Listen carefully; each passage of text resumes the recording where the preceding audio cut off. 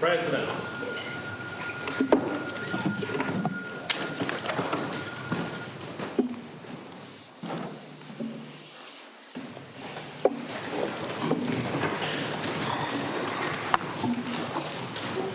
Orders of the day.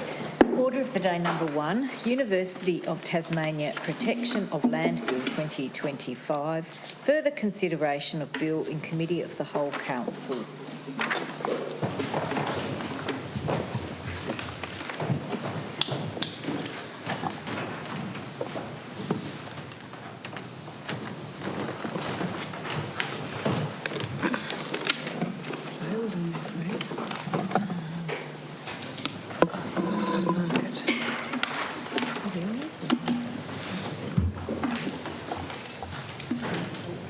I just sat down, but I can be. I think I just sat down, yeah. You're just sitting down. Yeah. Right, Minister. Thanks, Deputy Clerk. Clause 4, proposed amendments. Question is the amendments be agreed to. Member for Mersey. Thank you. Just going back to, I looked at the amendments again, and I think that they're really fair. They're really just asking for an outline of what we would expect to receive.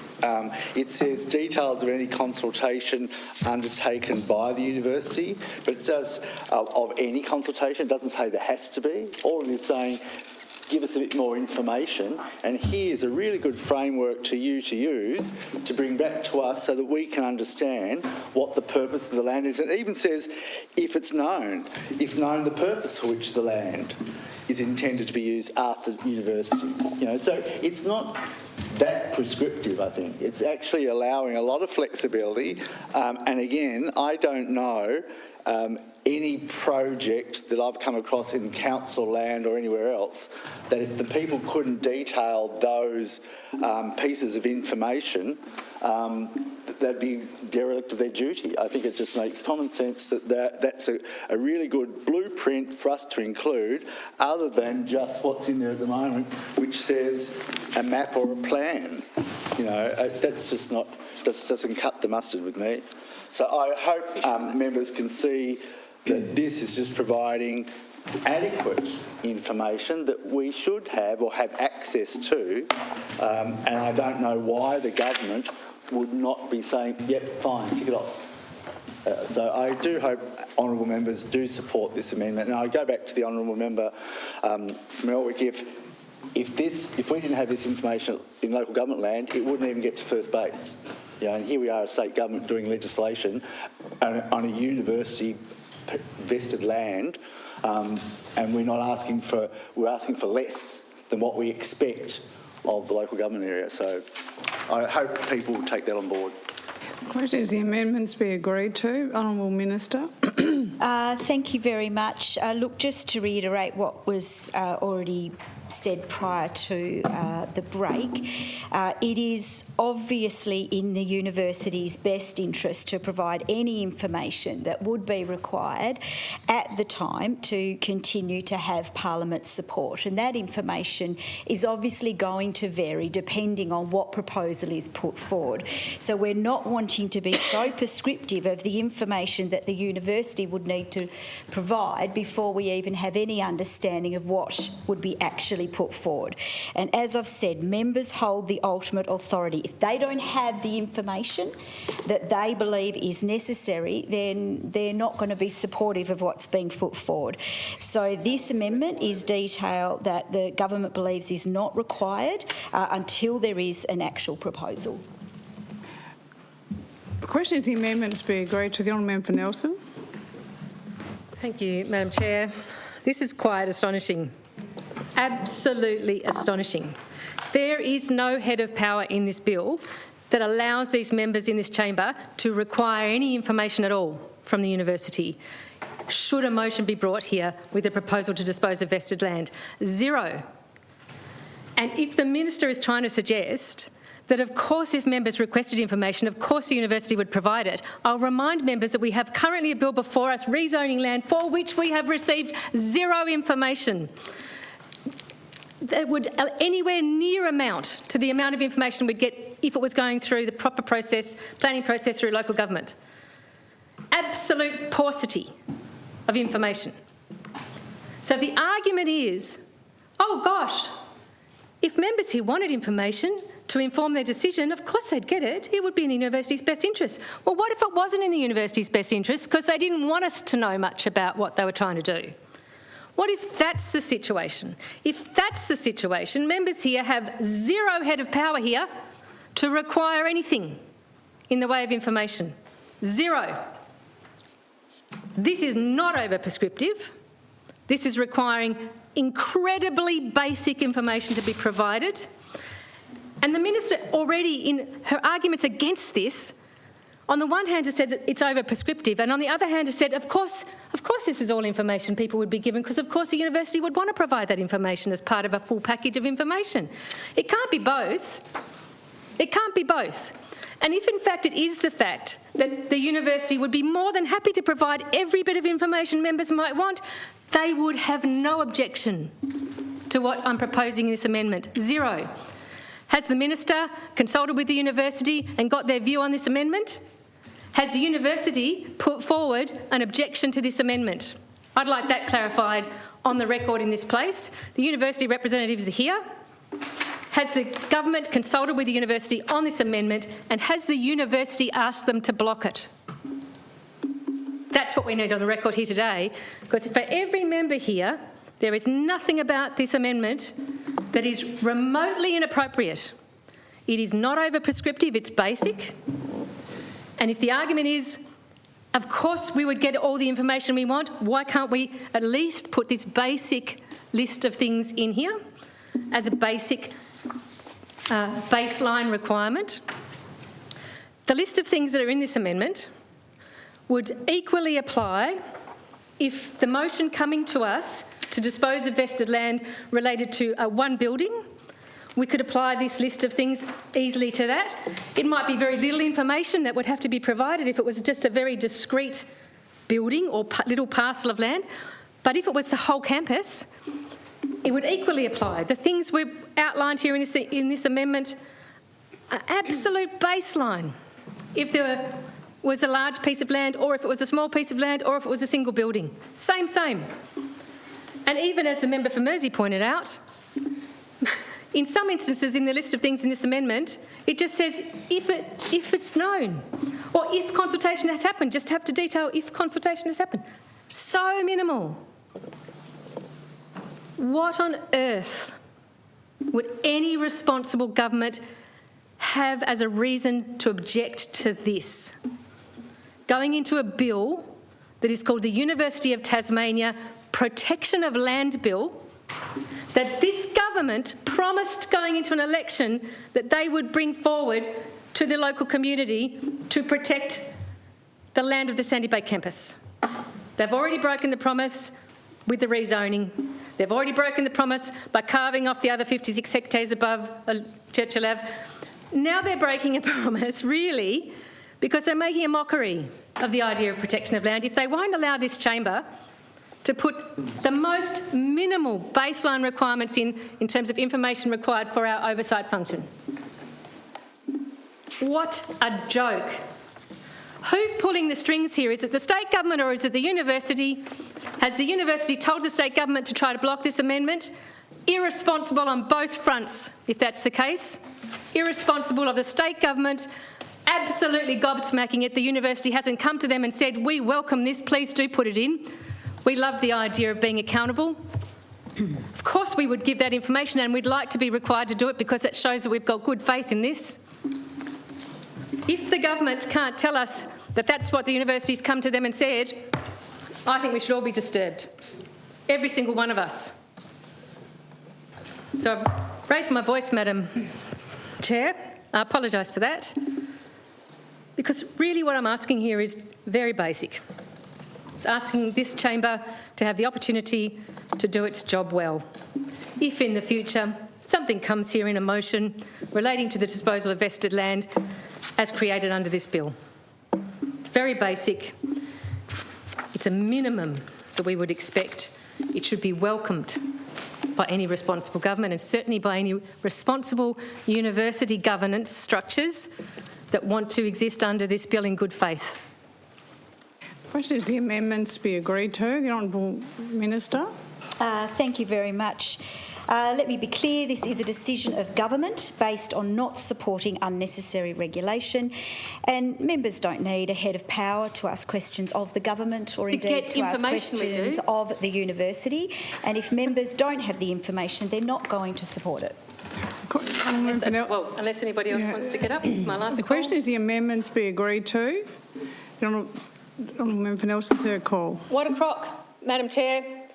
Of course we can ask questions. We're absolutely and utterly, and I apologise if that's unparliamentary, I'll withdraw that particular... It's not? Okay, well it is a crock then. What we've just heard is that of course members have got the power to ask questions. Yes, we do. We can all open our mouth and ask a question. What we don't have under this bill is a head of power to require information to be provided in answer to those questions. We don't have that. And this bill doesn't guarantee us any level of detail in information provided with a motion. All it requires us, as a minimum, is to get potentially a description in words or a fuzzy picture maybe with a Sharpie pen drawn around a bit that describes the area of the vested land proposed for disposal. That is all that's required to be provided to us. Of course, we have the power to ask questions, and we do that quite well in this place on a regular basis. But what we also need is a mechanism by which to get answers. We don't have it, and I'm not even proposing through this amendment that we're given that power to require answers. All I'm proposing is we have in place a minimum expectation of information provided to feed into a decision we're making in this place about vested land created in this Act and its disposal. Remembering it's gifted land from the Tasmanian people, and this bill is about a minimal level of oversight from this Parliament in relation to disposing of that land. It's astonishing that the government is reluctant to do it, and they still didn't answer whether they've consulted with the university and what the university's view of this amendment is. Surely they've consulted. We've just had a half-an-hour break. There's university representatives in the building. They're still not answering that question. Surely the university have come and said, please, please, support this amendment. It's reasonable, and of course we would want you to do it. Perhaps the Minister could confirm. Have they consulted, and what was the university's view? The question is the amendments be agreed to. The Honourable Member for Elwick. Thank you, third call. Madam Chair. I just take the opportunity again to raise my concerns at the government's unwillingness here to agree to this, which is a very reasonable request.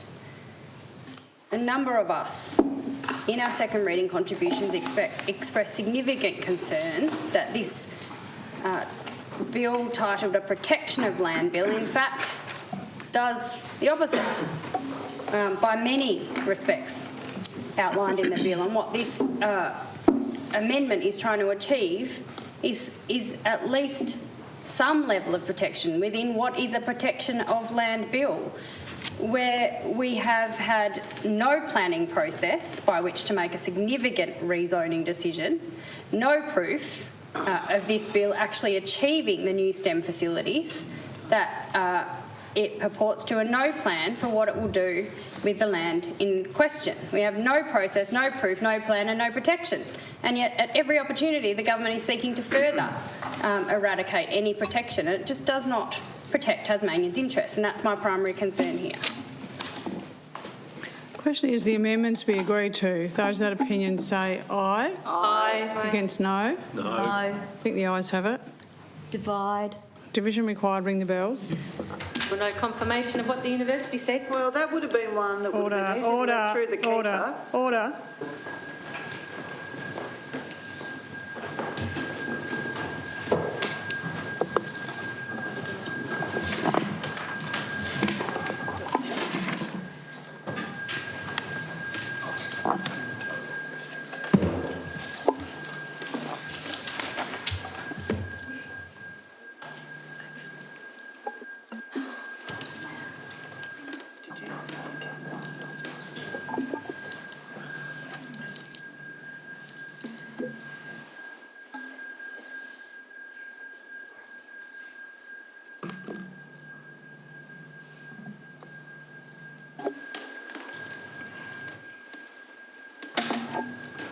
have to look at something. Me this time. He made a note, but they usually, mind you, the fuel bill do. Next year. How much follow where you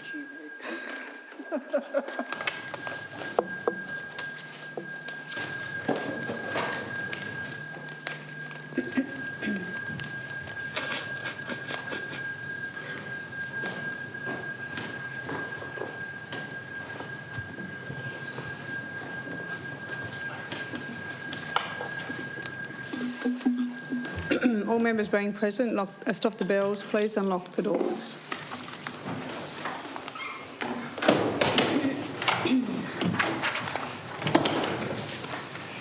The question is the amendments be agreed to. Those that opinion say aye. Aye. Against no.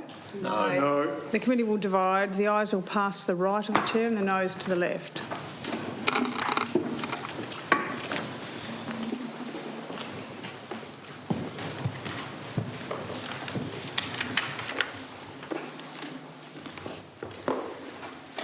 One honourable member for Elwick, teller for the ayes, and honourable member for Rumney, teller for the noes.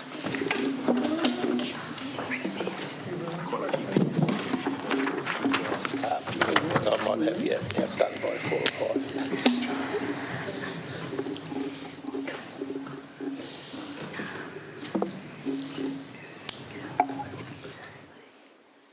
like that? Quite nice. You've only got time. I have to sit in there where Dean is now. I don't know. Almost. 7.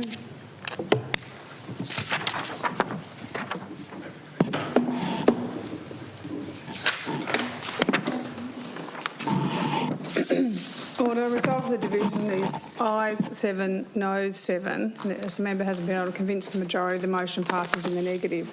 Members, please resume their seats.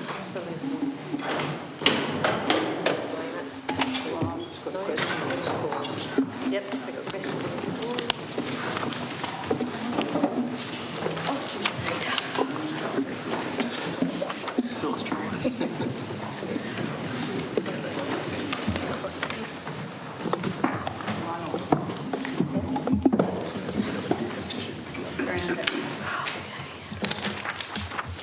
Question is clause 4 as read, stand part of the bill. Honourable member for Hobart. Thank you. Now that the honourable member for Nelson's very sensible amendment has been defeated, it would be good to provide to council absolute clarity about what the government would expect to be in any motion that was put before the both houses in relation to a disposal of land proposal by the University of Tasmania. Given that, apparently the government doesn't support the kind of detail that was in that amendment, reasons, purpose, intended use of land, its characteristics, etc. What does the government think should be in that motion? Honourable Leader. Seeking some advice, Madam Chair. Sorry, Minister, I meant, sorry.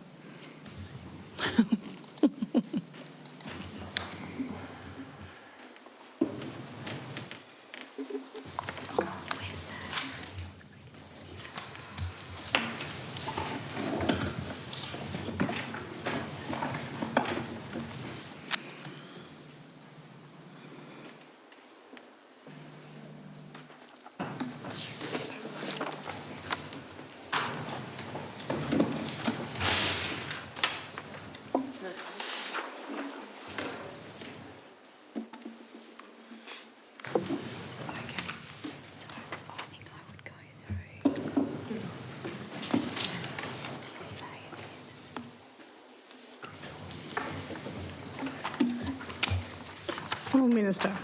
Thank you very much, Madam Chair.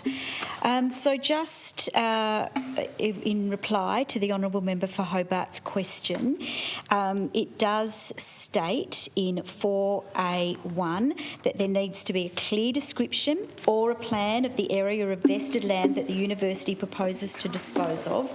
And in answer to a question to the member for McIntyre, the expectation there is that a plan that has been mapped by an appropriately qualified surveyor. It then goes on to talk about the disposal of the land with regard to the lease and the details on the term of a lease, or details around the amount of payment or consideration. And then I think if you look at 4B, it talks about, that it can include, such information, other information as the university considers relevant to the disposal of the proposed area of vested land. And as I've said previously, it is obviously in the university's best interest to be providing any information that members asked for that would give support to what they were proposing. And of course, what would be asked of, or what the university might put forward, would be entirely dependent on what the proposal might actually be. So in the end, it's what members need to be satisfied to the extent that they would actually support the proposal.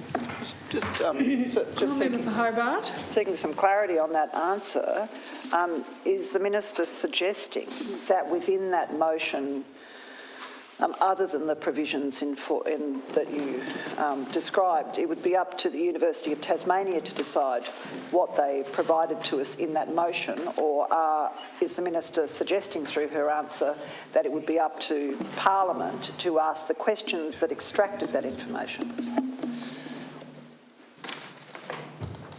The Honourable Minister. Thank you, Madam Chair. It's up to the members to determine what information they would want, and it is the responsibility of the university to be putting their best foot forward and providing the information that they know would secure a positive response from the Parliament. Member for Nelson.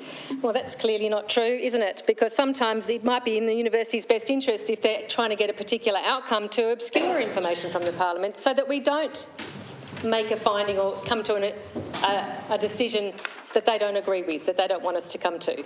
So it's a ridiculous thing to suggest. Yes, we can, as I said, when I put my amendments, Madam Chair, we can ask information. There's nothing, no power at all for us to be able to require it be provided. And we've proven that with this bill, in fact. So my questions are also in relation to this similar area. Now, the Minister has already said that under 4A1, a clear description or plan of the area of the vested land would be expected to be something that was mapped by an appropriately qualified surveyor. So my first question in relation to that is the visual picture in Schedule 2 of this bill something that's been mapped by an appropriately qualified surveyor? Is that an example of what we would expect? Does this meet the criteria, this picture in Schedule 2? Members should be able to be really clear about what quality that means, I think. It sounds really fancy, mapped by an appropriately qualified surveyor, but if it means a fuzzy aerial picture with some Sharpie pen lines on it, then clearly that is not a very high bar in terms of the quality of information that would be required under a clear description or plan of the area of vested land. So perhaps we can just confirm that. It's really interesting too, because if the Minister's able to confirm that the picture in Schedule 2 of this bill is in fact mapped by an appropriately qualified surveyor, it proves to us that that means nothing in terms of quality of information, and it's also a damning indictment on them if it isn't actually mapped by an appropriately qualified surveyor, because clearly they haven't felt the need to provide something to us in this bill that meets the bar that apparently is going to be expected in relation to the forthcoming future motions that might come. So if that's going to be expected in the motion, in relation to the motions coming to us about disposal of vested land, why wasn't that the bar and the standard that was required for this bill when it comes to rezoning parcels of land? Perhaps the Minister can answer that. There was no. Either way, actually, it's a damning indictment on the Minister and this bill and what's being put in here in terms of a pathetic baseline for information that might come. My other question, in terms of the information that might be accompanying a motion to dispose of vested land, has the university provided the minister with anything in writing or anything in verbal interactions that indicate what they believe would be an appropriate level of detail to come and accompany the motions that may come to this place?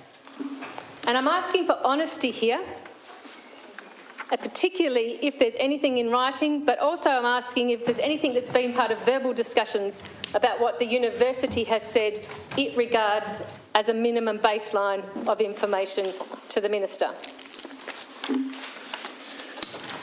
The question is the clause as read, stand part of the bill. The Honourable Minister. Thank you. I will seek some advice. There was quite a number of questions in there, but what I would like to do is draw the Honourable Member's attention to clause 7(2), which clearly states, on the day which this Act receives the royal assent, the Planning Minister is to cause a plan to be prepared and registered in the Central Plan Register. So I will just draw the members for that. Not available and I'll just to seek some more advice. Order. Chair. Not available to The question is the clause as read, stand... Just seeking some advice, Madam Minister, Chair. yeah.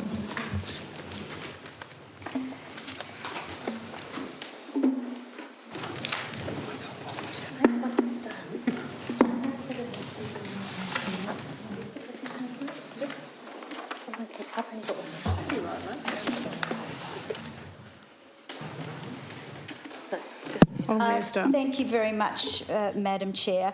No, the university has not provided advice on a minimum baseline of information because there isn't a proposal to put forward at the moment. As I said before, this is a decision of government to not support unnecessary regulation. So I'll just seek some advice.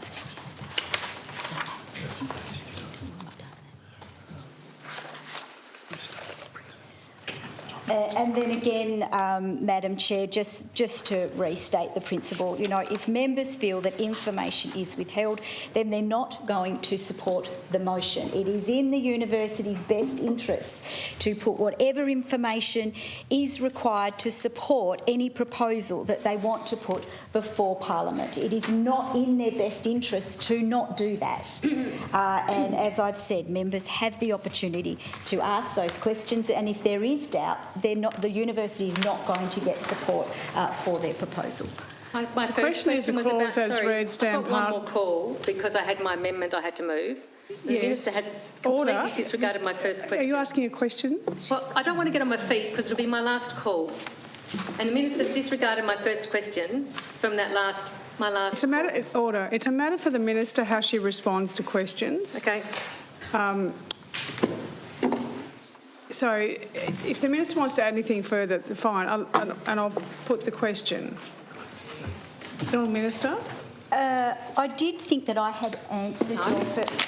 If you would let me speak, Honourable Member, I have the call. I did believe Press the chair, Minister. I did believe I had answered the Honourable Member, which is why I spoke about clause 7.2, but I can be more explicit.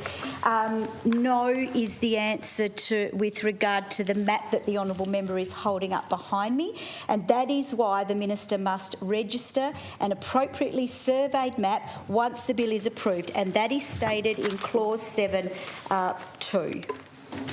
Honourable Member Nelson. Right, that's great. So just to clarify and if the Minister can confirm, in this bill, so we have an example of what an appropriately something that's been mapped by appropriately qualified surveyors. Schedule 2 of this bill and the picture in it doesn't meet that standard. So the bill we've been asked to pass here doesn't meet the standard that will be required apparently in future motions. Not that the standard is legislated, it's just verbal here from the Minister at the table. But the bill we've got doesn't meet the standard that will be expected because Schedule 2 visual is not mapped by an appropriately qualified surveyor. So that's quite interesting because even, for example, the fact that in this bill we're asked to consider a map that doesn't meet standard And yes, after the decision's been made and this bill's been passed, something much more detailed and proper is drawn up under that clause that the Minister read out. It's far too late then, of course. That's after the bill's passed, which is why I'm asking about the motions. What will the standard be required in the motion if motions come to us? Because if it's this standard, clearly that's not good enough. And it's not good enough to be brought up to standard at a later date after the thing has gone through Parliament. Obviously, the decision's been made at that point.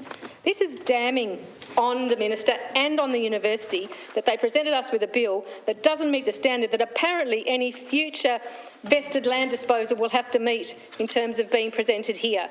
Absolutely atrocious. Atrocious. Just seeking some advice, Madam Chair.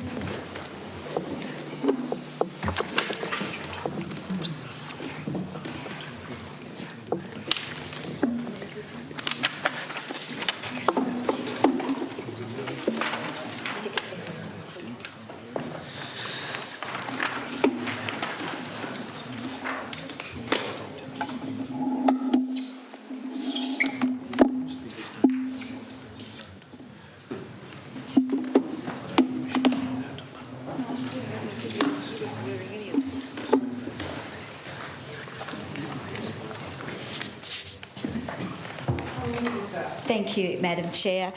In response to the Honourable Member for Nelson, look, we believe there is in Schedule 2 enough detail to agree to the extent of land to be rezoned. The detailed plan is provided to make sure that there can be no disputes in the future regarding the detailed area of the land that is rezoned. And again, I draw your reference to clause 7.2. Decision makers don't need it though, of course they don't. Aye. No. Divide. Pardon? Be late. Divide. Division required, ring the bells.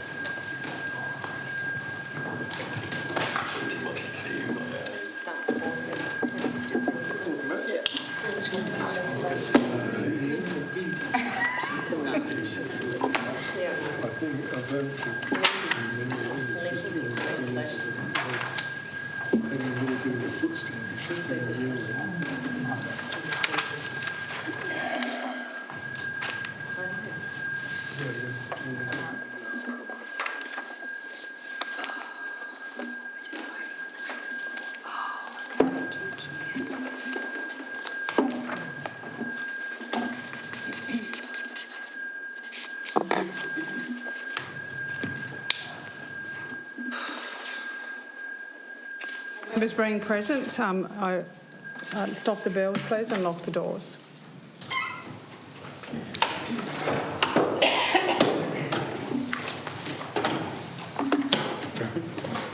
Did you see it?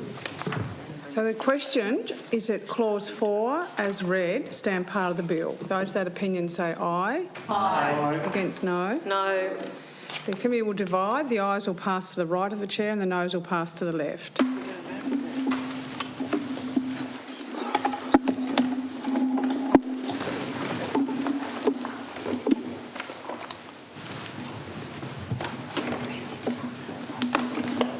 The Honourable Unsupported. Irresponsible legislation. Member for Rumney.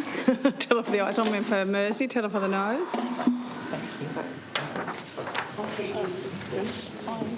Oh, just because he got the call. Short straw.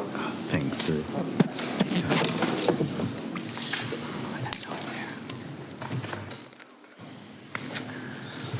Yeah, okay.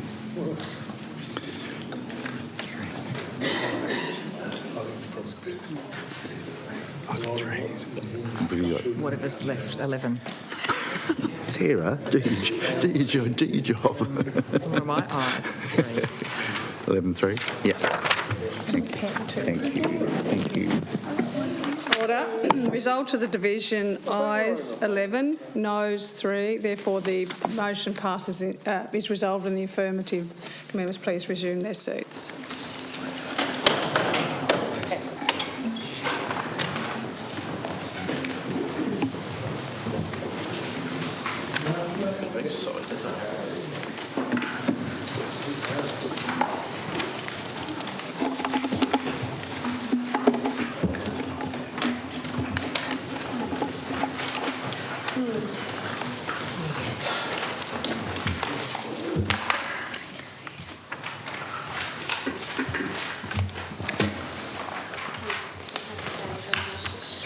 Deputy Clerk.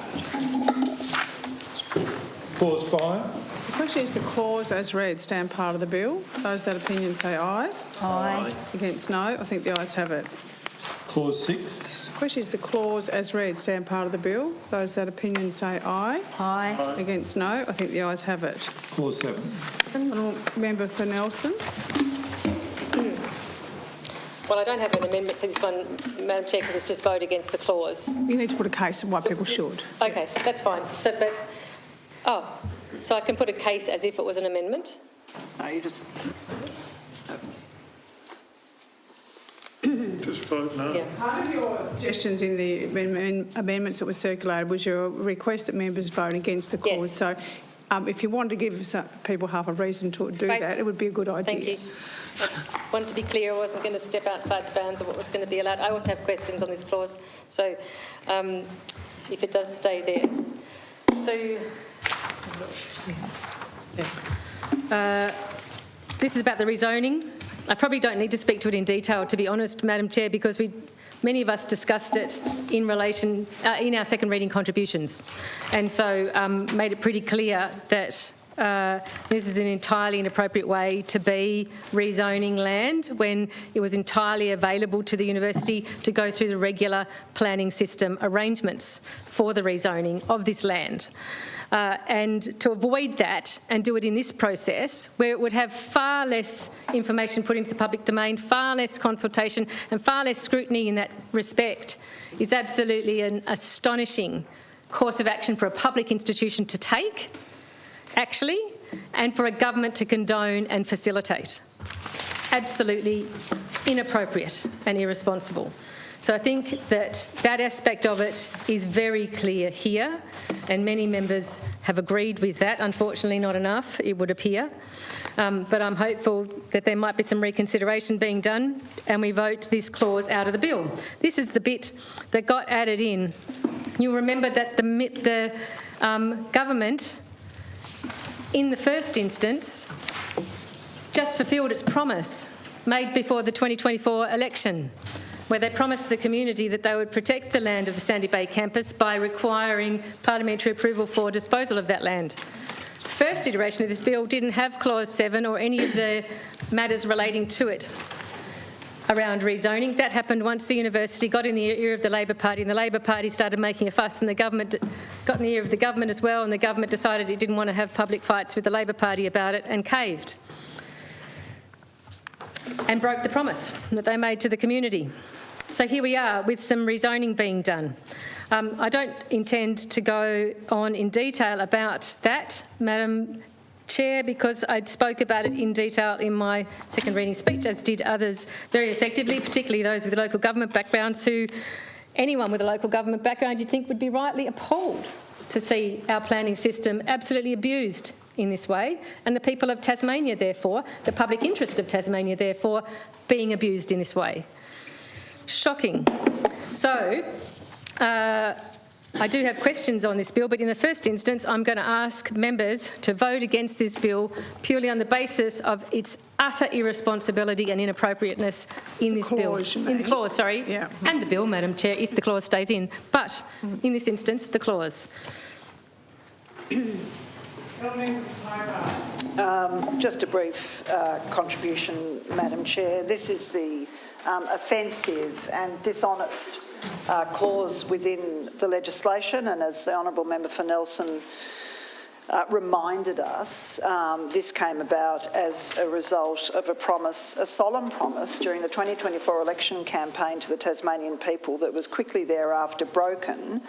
And the reason that the government felt it needed to make that promise that the Parliament would have a say over any sale or disposal of land by UTAS was because of the very strong community opposition, particularly in this city of Nipaluna, Hobart, to the way the university had been conducting itself in relation to the proposed city move. And so there was an elector poll which came back overwhelmingly. 3/4 of the residents of Hobart in the elector poll objected to the university's plan for the city. And so we are here now with a provision in the bill which represents a wholly broken promise. And it was interesting in the briefing that we had, where advisors from government said they didn't know at that time where this proposed amendment came from. Well, now it's become really clear to us. It came to government from UTAS, and I believe that the government's advisor knew that at the time. So this is the perfidious clause, and I just want to remind honourable members that this is not the first time the government has asked this place to bypass a proper planning process. It happened with the proposed Stony Rise development, which Parliament was basically asked to approve after local government had rejected it. It happened with the legislation that this place quite rightly rejected to approve the construction of the Ashley Youth Detention Centre replacement at Pontville.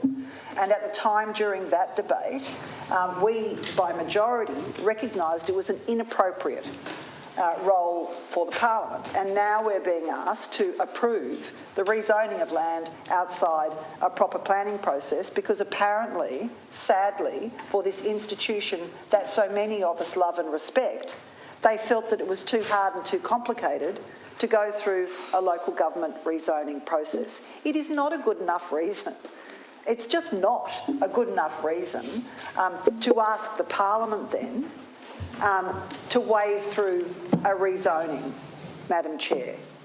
You know, and we actually haven't had an explanation from government or the University of Tasmania, not a satisfactory explanation anyway, as to why they would ask Parliament to do this. It is an abuse of process and it's an abuse of power, Madam Chair, and members should reject it. You should reject it. And unfortunately, what's happened with this piece of legislation is it's become much less about oversight of any sale or disposal of land at UTAS and almost solely about Clause 7, the rezoning provision, Madam Chair. And that is highly regrettable. So I hope members just see through this cynicism and vote against this clause. At least the local community want it Stony Rise. Well, that's true. That is true. It had popular support. Just before I put to the question, if the member else has got questions related to this, you do need to ask them now on this clause. I know, but I've got 2 more calls, right? Yeah, that's right. Yeah. Just so we're clear, that's right. Oh. The question is the clause. I'll ask a question. Oh, sorry. I'll do my second call and ask a question, which I think the government should be required to answer. Right. Honourable Member Hobart. Why did the government find it acceptable to allow University of Tasmania to bypass a proper planning process and to provide the Office of Parliamentary Counsel to draft up a rezoning amendment in this bill? Why didn't government encourage UTAS to go through the normal and proper planning process? The question is... That's the question. The clause, as read, stand part of the bill. Honourable Minister. Okay, thank you very much, Madam Chair. I believe my contribution will address both the Honourable Member for Nelson and the Honourable Member for Hobart's contributions. The government is satisfied that the work has been done and that the proposal to rezone this land as is in a residential is both responsible and creates a path to positive future for the university and for our state. And to satisfy ourselves as a government, we have considered the all-urban planning report into the University of Tasmania's proposal as it relates to this plan. We have considered the master plan as it relates to this land. We have considered the Hobart City Council discussion paper on the Mount Nelson and the Sandy Bay Neighbourhood Plan from 2023 and the engagement report in 2024. We satisfied ourselves that the university has been working with the Hobart City Council plannings and that they had no concerns with the proposed zoning. After all, they are the experts here. We have made sure that our State Planning Office has no concerns. All of this work told us the rezoning of this land to inner residential is appropriate for the broader needs of Hobart and Tasmania, not just the needs of the university. Everything we have heard says it. I understand some people don't want the university's STEM precinct to go ahead and would prefer that the university just return to Sandy Bay. I can confidently say that is not going to happen, and we're well beyond that point. The forest building in the CBD is an incredible asset to this state. It is vibrant, it is well designed, it is fit for purpose. I mean, it takes your breath away when you go in there. I know when I first walked into the building, I was quite overwhelmed with how it actually made me feel, and I see a university with a really bright future and students that are being really well served. I can't say the same about many of the facilities in Sandy Bay. We need to invest in a new Sandy Bay campus. A STEM precinct is the perfect aspiration, and zoning these parcels of land as inner residential is a responsible and constructive step towards making that happen. Madam Chair, Hobart needs new housing. We all agree that we need to find opportunities for more higher density housing, and this will help us to deliver on that as well. Honourable Member for Elwick. Thank you. I appreciate the the Minister's comments about the forest building and the move of parts of UTAS into the city, and in fact I agree. I think the forest building is wonderful. I support moving part of UTAS into the CBD, but that's not what this clause is about. This is a rezoning clause, and I ask the Minister, what kind of precedent does this set? What will the government say when a developer comes knocking at the door saying, we want to rezone land, we don't want to go through the council because we think they probably won't like it, it's on the nose with the community, it's unlikely to be approved by the planning authority, so how about you just put a bill through Parliament to rezone the land for us. Here's our consultant's report, who we've paid to tell us that this rezoning is good. Don't worry about getting any advice for the members of Parliament from the State Planning Office, or don't worry about any criteria on which to rezone the land for members of Parliament to consider. Just rezone it, because it will mean that we get new STEM facilities and there'll be more housing. But don't worry about providing any proof to members of Parliament that either of those things will happen, because we don't have any of that proof. We don't have any of that proof. We don't have even a clear plan for either of those things, despite this narrative the government keeps telling us, and UTAS keep telling us that these are going to be the outcomes of this decision. There's no plan. There's no proof of either of those things. There's been no proper planning process at all here. It's completely flawed, and I really hope honourable members will support the amendment to leave this rezoning clause out. It's not even in the title of the bill. It's called a Protection of Land Bill. This is rezoning. This clause, this entire clause is about rezoning without proof, without a plan, without process, and it sets a dangerous precedent, is my concern. So I really urge honourable members to support what the member for Nelson has put forward. The question is the clause as read stand part of the bill. The honourable member for Mersey. Yeah, thank you, Madam Chair. I just want to, I think, and I don't want to verbal the minister, but she said something, they had expert advice about the planning and what was happening there.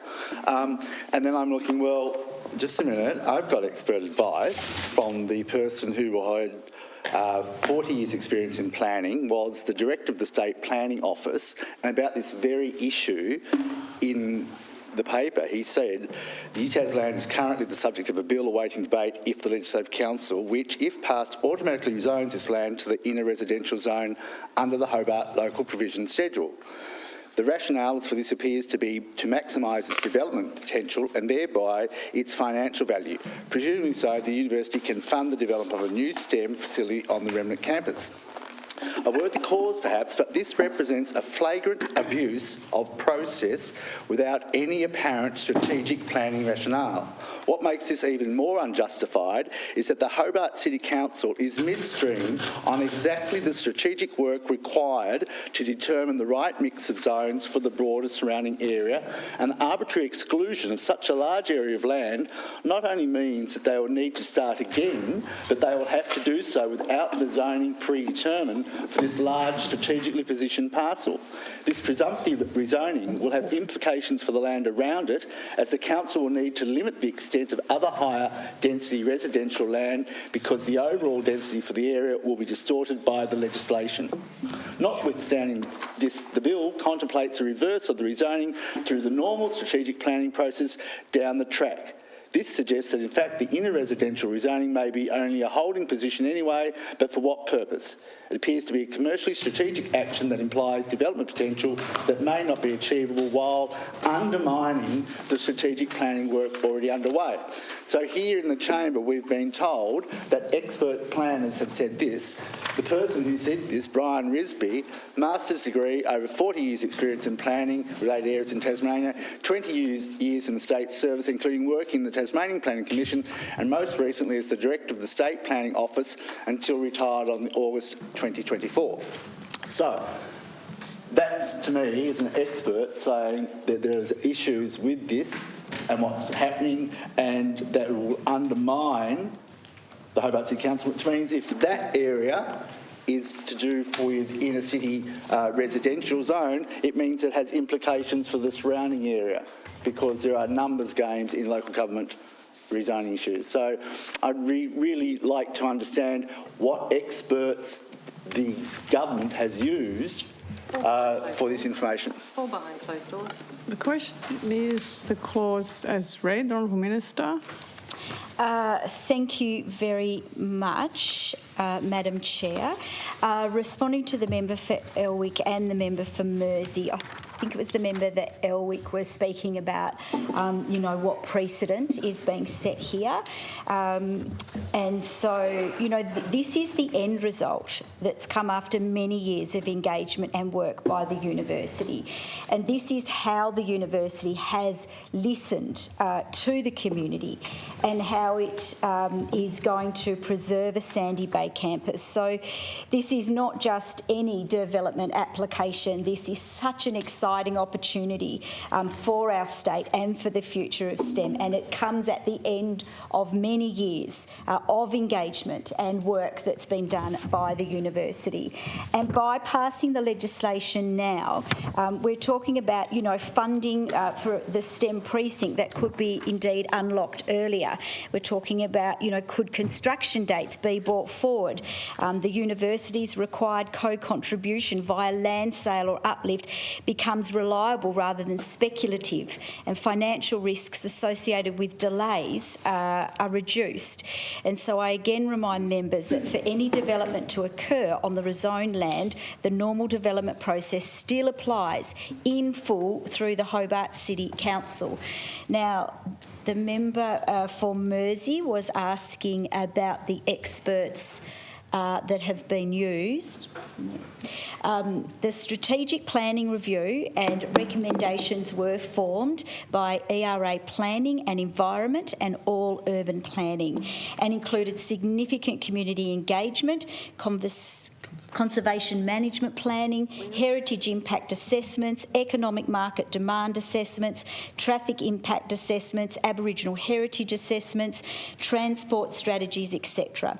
The outcomes concluded that the best use of the land to be rezoned was residential use that accommodates a range of dwelling types, including higher density residential, and allows for a transition from the adjoining low density zoning of the Mount Nelson Bends to the inner residential and urban mixed use zoning nearer to Churchill Avenue. This is about unlocking a brilliant opportunity. Yes, for the university, but yes, for our state, and yes, for the future of STEM in our state.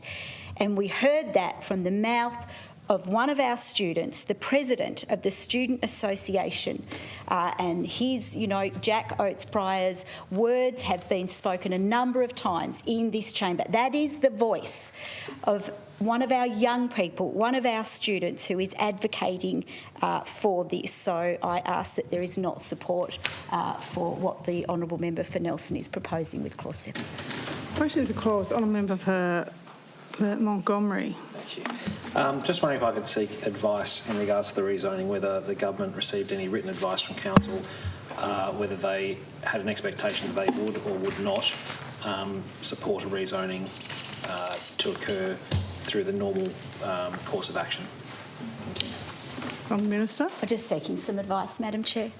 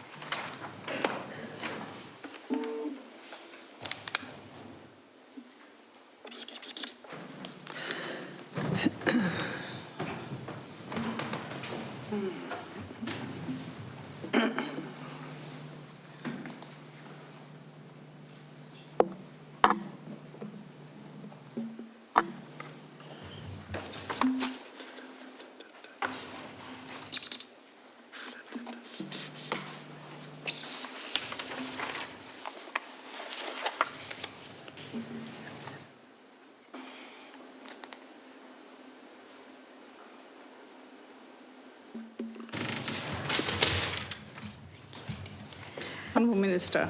Thank you very much, Madam Chair. The Honourable Member for Montgomery. No, the government has not sought written advice. There were a number of discussions with officials at senior levels of the council with DPAC and the university. And the advice that was given was they provided planning and technical advice to the university, and their planners, I'm advised, had no concerns with the proposed zoning. Member for Mersey. Thank you. I do appreciate the mention of the student body president. I think that's really good for the STEM, but this is to do with Clause 7. The expert in this, and I'll just put in one sentence, a worthy cause perhaps, but this represents a flagrant abuse of process without any apparent strategic planning rationale. And I enjoy the enthusiasm of the student president and their desire for STEM, but this is a professional person who has said this is a flagrant abuse process without any apparent strategic planning rationale of our person who was in charge of the planning in this state for many years. The question is the clause as read, stand part of the... On member for Nelson. No, sorry. Nelson, I called you, you go. Okay. I'm not going to play chicken. Madam Chair, this is quite astonishing really, isn't it? And I would like to put here on the record that the only thing worse than this parliament being expected to act as a planning authority is for the government of the day to take upon itself the role of acting as a planning authority. Because when I hear the minister stand here and say the government is satisfied that planning experts behind closed doors have given verbal, not written, but verbal advice that this is all good and fine, the government is then taking upon its own shoulders the role of being a planning authority. Well, that is absolutely unacceptable, irresponsible, inappropriate. The only thing worse than this parliament being a planning authority is the government of the day, in cahoots with the university, behind closed doors, taking upon itself, assuming responsibility for being a planning authority. Utterly, utterly atrocious process. This is utterly unacceptable. How dare the minister stand here, quite frankly, and say that they've been told it's all good by Hobart City Council? This is essentially verballing Hobart City Council planning officers to do it this way. There is nothing in writing. There is nothing that can be provided to us to check against. The government is standing here, the minister is standing here and saying, we've been told it's fine, you should all accept that. What rubbish that is. And it's essentially verballing staff in the Hobart City Council that can't be here to potentially add more nuanced comment around that, to correct the record, to answer our questions, because it's us here that are being asked to be the planning authority. It's not the minister, it's not the government, it's not DPAC, it's not UTAS, it's not even the Hobart City Council, who it should be. It's us. Absolutely appalling. Now, I've got questions and I'm going to put two of them here now on this clause, because I note that these are two parcels of land that are above Churchill Ave, and they are adjacent and sort of in the midst of the rest of the 56 hectares that are above Churchill Ave that aren't being rezoned and aren't under this bill being deemed vested land. And we've heard comment about the fact that that other 56 hectares of unprotected land above Churchill Ave has got, is, and I quote, subject to Commonwealth environmental protections. So what I want to know from the government really clearly is, when I look at the map in Schedule 2, that shows me with Sharpie pen lines on a fuzzy aerial shot where these rezoning parcels are, and I see right beside it the bushland areas, etc., that are apparently subject to Commonwealth environmental protections. Where's the boundary for the protections in terms of those government environmental protections? Where's the overlay of this full area above Churchill Ave that shows me whether these environmental protections from the Commonwealth level come down at all potentially into these rezoned areas? And I'd like to see, if they do in fact, whether that's been taken into consideration at all at any point along the process of progressing this rezoning. Are there in fact environmental protections from a Commonwealth level that go into any of these areas being rezoned? Can you clarify that for us? Thanks. And perhaps, since you've claimed environmental protections, Commonwealth environmental protections for the rest of that unprotected land above Churchill Ave, you could give us a map that shows which areas are subject to those protections. Thanks very much. And then my other question, so that's the first question relating to those areas. My other question is, and it's funny, this hasn't been mentioned at all in this place as this bill's come through, but it certainly got mentioned in the other place to help shepherd it through down there and settle any disquiet that crossbench members maybe might have. It has been mentioned in past times by the university that they're prepared to have a deed, sign off on a legally binding deed that says any proceeds from the sale of land in these rezoned areas, or potentially other, maybe others, but certainly these rezoned areas, any proceeds will go towards STEM below Churchill Ave. Now, that's been talked about for the last 2 years. There's been various mentions of it. Nothing said in the second reading speech in this place. Nothing said as it's progressed through here. What's the status of that deed currently? Is it still under negotiation 2 years down the track? Why is it taking this long? Why haven't we been presented with it here in this place? So I want to know, is that still happening? Why hasn't it been completed? And what is the hold-up that means that that deed can't be presented to us here? Honourable Minister. Just seeking some advice, Madam Chair. Okay, so...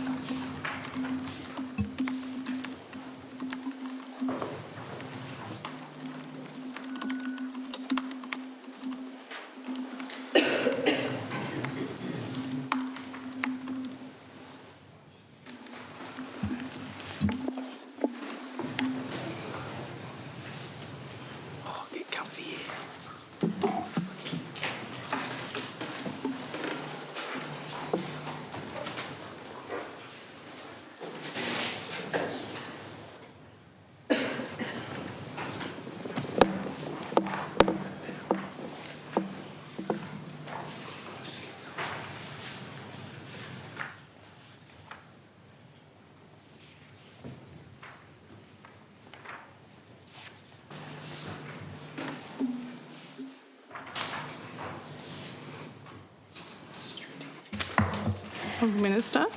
Thank you very much, Madam Chair. With regard to the two parcels of land, and I believe the Honourable Member for Nelson was asking questions around the boundaries. There are no boundaries for Commonwealth protections. They are all driven by the values of the native vegetation, including, for example, how any clearing may impact on threatened species. So the development of land zone in a residential will need to comply with Commonwealth environment legislation. And with regard to the questions around the deed, the university has publicly committed to executing a deed poll which clearly requires UTAS to use the rezoned land to fund the university's state Tasmanian contribution to the STEM precinct on the Sandy Bay campus, and we have no reason to believe that won't occur. The question is the clause as read, stand part of the bill. The member for Montgomery. Thank you. Just following on from my previous conversation, does the government have any planning advice other than the apparent unevidenced informal conversation with council staff that the upper portion of the southern parcel should be zoned in a residential? Just seek some advice, Madam Chair.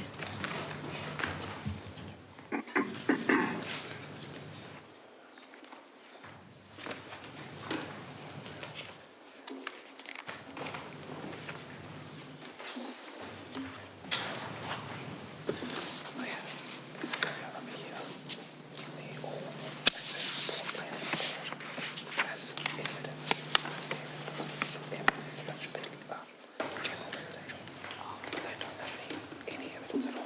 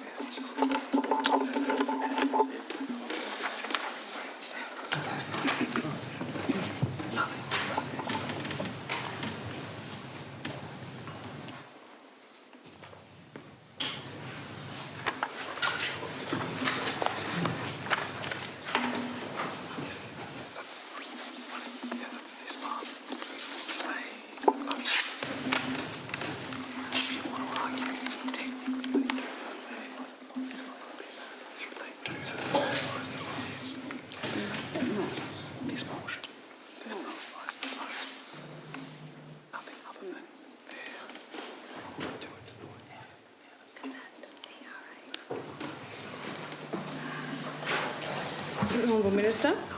Thank you very much, Madam Chair. Thank you, Honourable Member, for your question. I'm advised DPAC sought verbal advice from senior Hobart City Council officials about whether they supported the shift for general residential to inner residential, and I'm advised council officials advised they had no concerns with that shift and considered the inner residential zoning suitable for that area. Montgomery, third call. Thank you. Sorry, my specific question said, does the government have planning advice other than the informal, unevidenced advice from the Hobart Council? Is there any other advice for that specific parcel of land? I know there's the All Urban report that talks about all the other areas for inner residential, but there's no advice I can find, no planning official advice that we've been evidenced that gives any reference to that area that should be zoned inner residential. Just some advice, Madam Chair.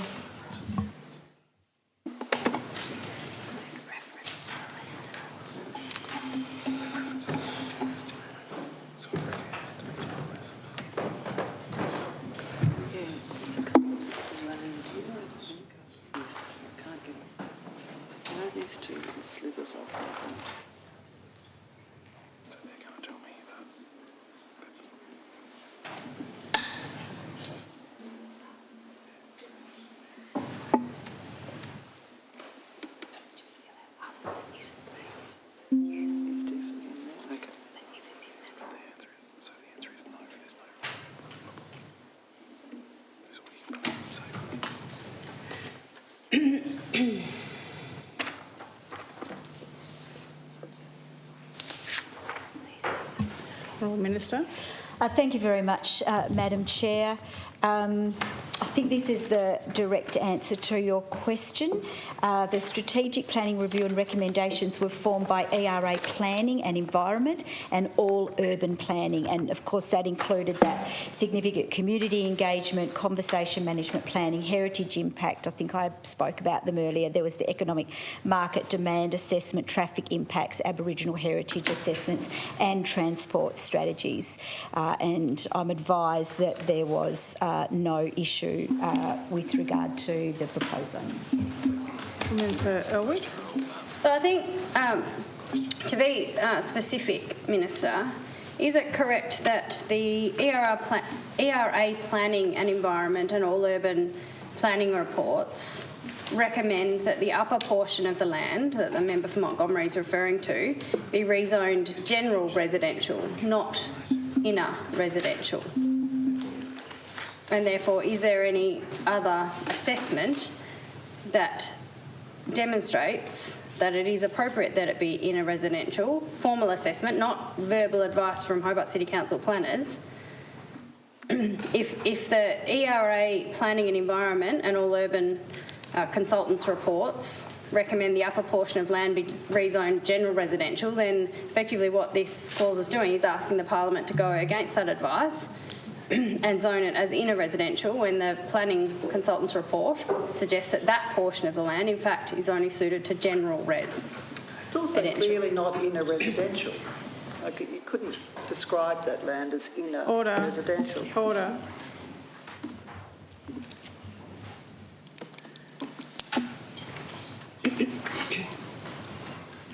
Minister. Thank you very much, Madam Chair. The government acknowledges that earlier planning work considered a transition in density across the site, including the possibility of different residential zones in different parts. The government's conclusion to apply inner residential across the rezoning area reflects a policy choice to adopt a single residential zone that provides flexibility for detailed site planning rather than pre-allocating different zones at this stage. This does not mean the entire site is expected to develop at the highest intensity available under that zone. Future development would still need to respond to topography, hazards, environmental constraints, design control and the ordinary development assessment process. And I'm just seeking further advice, Madam Chair.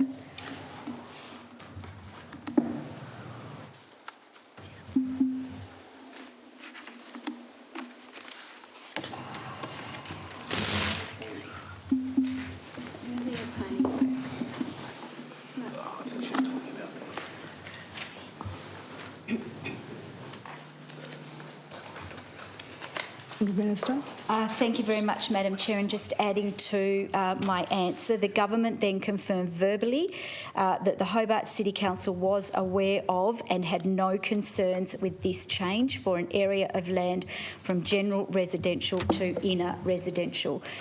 I'm sorry, could I just, to clarify, Hobart City Council officials were the ones that put forward no concerns with the change for an area of land from general residential to inner residential. Member Elwick, third call. So my question was pretty clear and explicit. I asked, is it correct that the ERA Planning and Environment and all urban reports recommend that the upper portion of land above Churchill Avenue that the member for Montgomery was talking about be rezoned general residential? That is my specific question, and it's quite clear. It's a yes or no answer. I specifically said in my second call, not the Hobart City Council verbal advice. I'm talking about because remember, honourable members need to remember, this is the advice that the government is hanging its hat on here. This ERA and all urban commissioned report by the university is the advice that the government is asking us. It's the only written planning advice that the government is asking us to rely on here and take on good faith that it's not been independently assessed, not been independently verified, but we're being asked to make a decision to rezone land based on the information in that report. And if there is information in that report that suggests part of the land should be actually zoned general residential, not inner residential, as we're being asked to, then we need to know that. We need to know that. And so that is my question.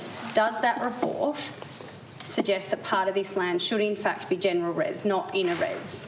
Be honest. And be honest about it. And if that is the case, it would be entirely irresponsible of this place to pass this clause based on the only advice we have, the only advice the government has. Because let's face it, we can't be making decisions on verbal assurances from council officers who are unnamed and unknown.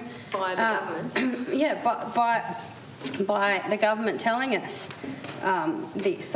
We have no evidence of that. It's just ludicrous that members would be voting on to pass this clause to rezone land but without assessment criteria. I've been over all this, I won't repeat myself, Madam Chair, but if the Minister can answer explicitly my question about the recommendations in that single report, that is all the evidence that government is hanging its hat on here in terms of evidences to support this clause. Honourable Minister. Thank you very much, Madam Chair.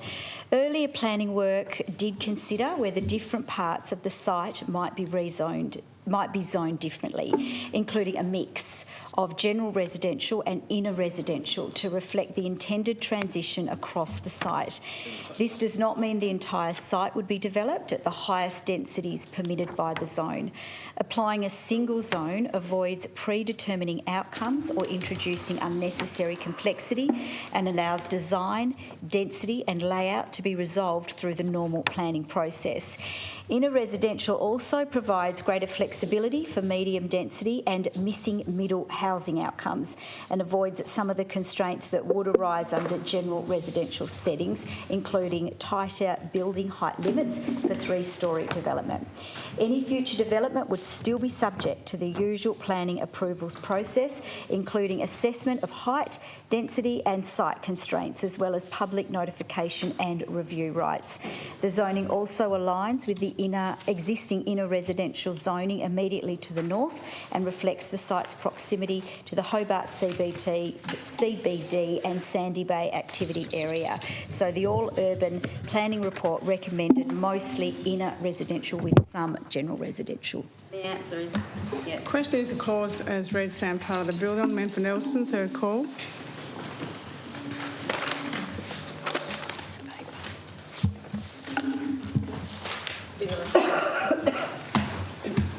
My third call, there's a few things here. So if there's a reluctance to answer them, it's going to be a shame, but hopefully there might be other members who've still got calls that might be able to follow them up for me. So So just to follow up on some things right then. So earlier planning work undertaken, who did it? Who assessed it independently and why haven't we seen it presented to us? That's my first set of questions. I'll just make sure that everyone's clear on that before I move on. Oh, thank you. And then I'm also just had brought to my attention a piece of correspondence from the City of Hobart from the 5th of November 2025. It's a letter from the CEO of City of Hobart, Michael Stretton. It's to Simon Bamford, and it's in relation to a public question time matter. And it says this: I refer to your public questions presented to the Council on the meeting of the 27th of October 2025 relating to the University of Tasmania Protection of Land Bill. The responses provided to your questions at the meeting are confirmed below. And here's the question and the response. Does the Hobart City Council support, this is a question, does the Hobart City Council support the statutory rezoning of the land parcels above Churchill Avenue as defined and drawn in the amendment of the bill? Pretty clear. Answer. Response. Council has not formally considered the University of Tasmania Protection of Land Bill 2024 and thus does not hold an endorsed position. This land falls within the Mount Nelson and Sandy Bay neighbourhood plan area. We have engaged with the community on the potential approach with this plan. The next step will be to circulate a directions paper with proposals for strategic land use planning within these suburbs and may address rezoning of the land. This has not yet been finalised or considered by elected members. End of response. Question 2, if you don't support statutory rezoning, will the Council ask the Government to remove this aspect from the bill? Response. Given that there is no endorsed position on the rezoning and or the bill, there is no intention to ask the Government to alter the bill. So that's probably an explanation because they haven't had a chance to formally endorse it. So, Madam Chair, I think that's quite damning because we keep getting told what the Council supports, and actually what it means is the behind closed doors discussions with particular staff within Council. There is not a formal position from Council on this rezoning. It has not been considered. So I think that the Minister should explain why we're not waiting to see a formal position from Hobart City Council on this. I'd also like to point out that much as we've been able to point to student voice here and how exciting STEM redevelopment's going to be and all of that, if the university had just progressed this through a normal rezoning process back in 2023-24, when they could have been doing it, we would be here now in early 2026 having seen it done accountably and appropriately through the planning process. The only conclusion we can arrive at as to why the university, if there was such a rush to get this done, and we're in such a rush to get the capital that's going to come from it so we can redevelop wonderful STEM facilities, if there's such a rush, why didn't they do it properly and have it done and dusted by now? There's only one conclusion, and that's because they didn't think it would get through that proper process. They didn't want to face it, and so they brought it to us instead, knowing that we wouldn't be doing the same thoroughness of job here because we can't. Because we're not provided with the information, advice required to do that job properly. Yep. Absolutely disgusting behaviour from a public institution and from a government enabling it to do it. My goodness me. My goodness me. Atrocious. If we were in a rush to get this beautiful STEM idea done on behalf of the students who are crying out for it apparently, and it's great to have student voice saying that that's what they like, sure. But if they really wanted it, it could have been done and dusted by now. Right.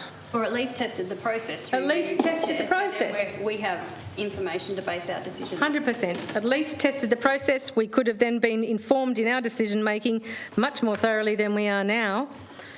My next set of questions is this. The Minister, in response to my earlier question about where is the deed that the university said that they would sign, the legally binding deed that says the proceeds of these rezoned parcels of land, if they're able to be sold or developed in some sort of way, realised proceeds, will be devoted to the STEM facilities below Churchill Ave. The Minister just got up and reminded us that yes, the university had promised to do that. But I've asked the Minister specifically, and I'm going to ask it again now, and it's specific questions about this that I absolutely think should be answered. Where is it? Where is it? We know the university committed to it 2 years ago, and I'm going to make that really clear that it's been floating about for 2 years, because I'm looking at a piece of correspondence here to the Honourable Madeline Ogilvie MP from Rufus Black, Vice-Chancellor of the University, and the date of this correspondence is the 25th of November 2024, essentially a year and a half ago now. And in this correspondence, one of the things the Vice-Chancellor says to Minister Ogilvie is this: accordingly, the university is prepared to enter a deed of undertaking in the form of a deed poll, a legally binding document, to commit to all proceeds from the development of the rezoned land above Churchill Ave being committed to the STEM precinct below Churchill Ave. The university legal team has drafted a deed poll and provided it to the relevant government agencies to commence negotiations. This draft commits the university to keep the funds arising from development above Churchill Ave quarantined and to only use those funds for the purposes of financing the STEM precinct below Churchill Ave. The university would also be open to making commitments around affordable housing in the deed poll, given our long-standing commitment to ensuring any developments on university land include a range of price points to allow for key worker accommodation. Subject to discussions with Homes Tasmania and other potential partners, there may be opportunities to include social housing and supported living for elderly Tasmanians as well. We look forward to further conversations with relevant Tasmanian government agencies on this topic. Once negotiations are concluded and University Council has endorsed the deed poll, I propose that the final deed poll, here we are, wait for it, I propose that the final deed poll be made public in line with our institutional commitment to transparency and accountability. Well, Madam Chair, this institutional commitment to transparency and accountability hasn't seen fit to progress this in a way that's open and transparent and available to us here now for this decision over the past year and a half. Where's the hold-up? The university, according to this piece of correspondence in November 2024, drafted a deed poll, provided it to government agencies for negotiation, and the council, it appears, was poised and ready to sign off on it once the negotiations concluded. So here's my set of questions in relation to this deed poll. I'm going to run through a set of questions in relation to this deed poll, Madam Chair, and I'm hoping that they're going to be noted down so that there can be an answer provided. And maybe if there isn't going to be an answer provided to any of them, or one or two of them, or whatever, it can be stated we're not answering that one nice and clearly. So in relation to this deed poll, did the Tasmanian government or any Tasmanian government agencies receive a draft deed poll from the University of Tasmania for the purpose of negotiating a final deed poll? What negotiations, if any, occurred? When did they occur? And have they finished? Is there a final... I don't see anyone writing these questions down, Madam Chair. It's a matter for them. You just deliver your questions. Is there a final version of this deed poll that has been negotiated and concluded? Has the government communicated with the University Council about this deed poll and sought to get their approval of it? Who in the government has signed off on this deed poll if it has been finalised and concluded? These are all questions that we should have absolutely now on the public record. Particularly, is there a deed poll, and if not, why not? What has been the barrier to this being concluded over the past year and a half? What has been the barrier? I'm a member for... Are you standing? No. Are you going? Thank you. So those are the questions about what has been the barrier to concluding this in the past year and a half since the Vice-Chancellor wrote to Minister Ogilvie and so glowingly spoke about an institutional commitment to transparency and accountability, making this offer for this legally binding agreement. It's not here. We have never seen it. So those are all my questions about it. We deserve full transparency around this process, given what was clearly in place already in 2024 in November. So that's concluding my third call on this, Madam Chair. It's going to be very telling whether or not there's answers provided here.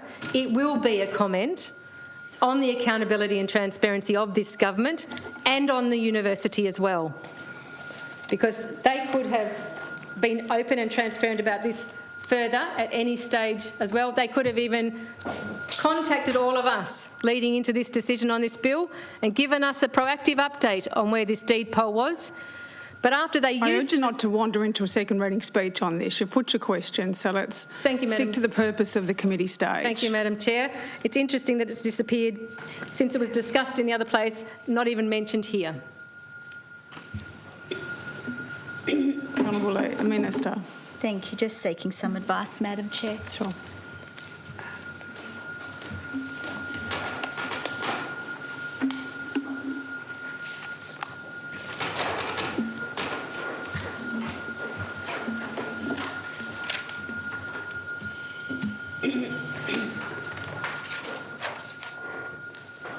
Minister. Okay, thank you very much, Madam Chair. I'll try to do this in order of how it was asked. The ERA and all urban planning reports were submitted to the Hobart City Council as part of the original application for changes to the zoning of the area, and the reports are publicly available. There is no formal decision from the council as the university withdrew its rezoning application when it became clear that the council did not support the university's plan for Sandy Bay. The council's preference is for the normal planning process, and that is not inconsistent with the government's advice provided on this bill. Now, the deed has been developed as a draft, but it has not progressed, I'm advised, because of delays in the passage of this bill. The government is confident that the university will deliver on its public commitment, and the government agrees that the deed should be made public once it's finalised.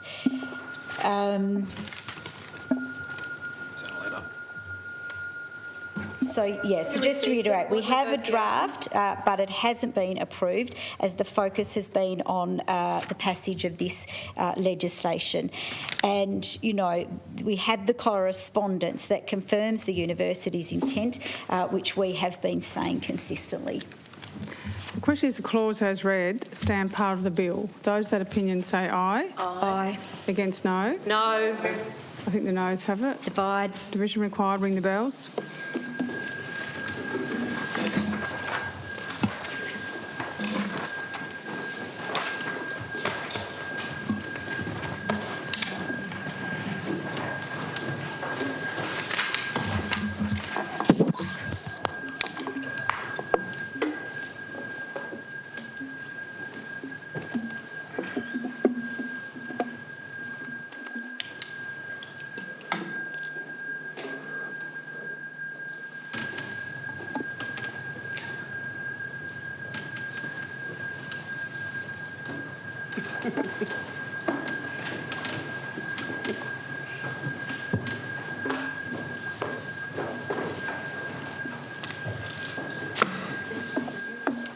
First story is about the bridge. Thank you. Thank you. Cover this.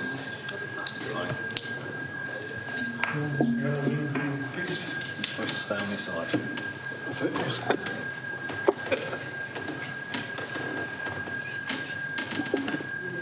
It's rather tricky. Yeah.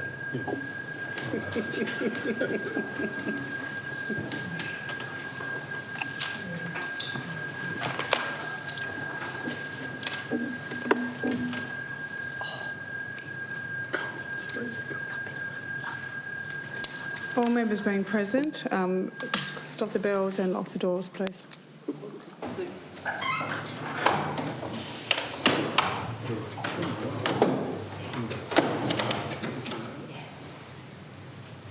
The question is the clause as read stand part of the bill. Those that opinion say aye. Aye. Against no. No. The committee will divide. The ayes will pass to the right of the chair and the noes to the left.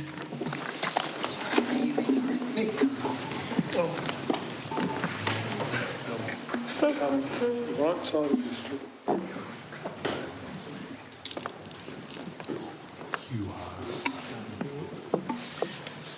With the honourable member for Windermere, teller for the ayes, and the member for Hewin, teller for the noes.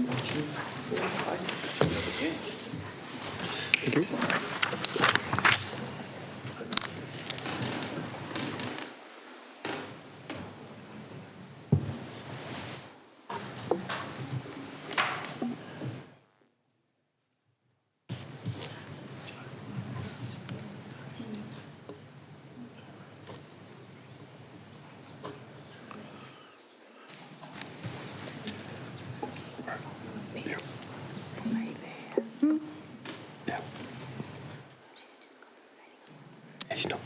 Ruth.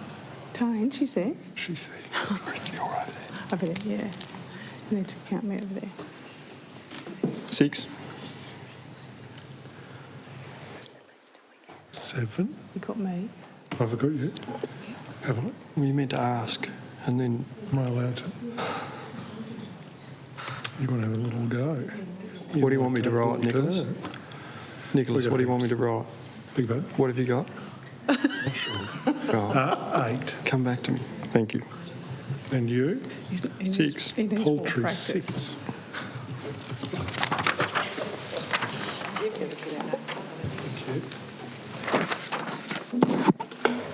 Order. Results of the division are ayes 8, noes 6. Therefore, the motion is resolved in the affirmative. Can members please resume their seats?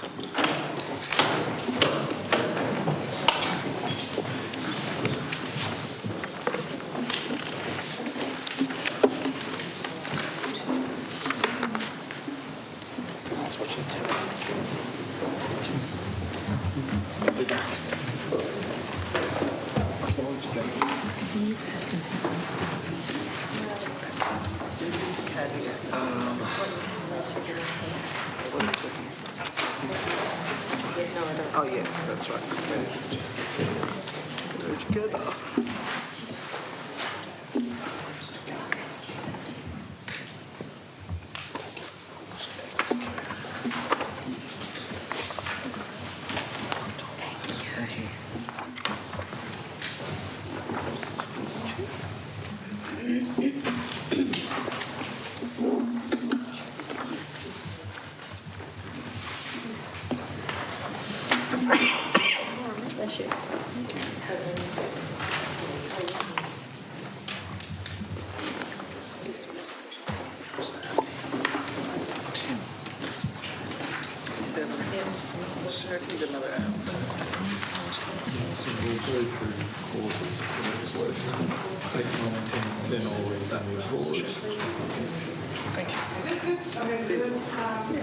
Is that amendment being circulated, Member for Nelson? Yes, it is. Just now. Just now. Yes, Just now, right, okay, that's all right. We received by So email. just in terms of process here, the new clause will need to be moved before we deal with the schedules. That's where it fits. So we deal with the clauses 8, 9 and 10. Then we'll deal with the new clause, then we go to the schedules after that. Oh, okay. Okay? Just so people are clear about what we're doing.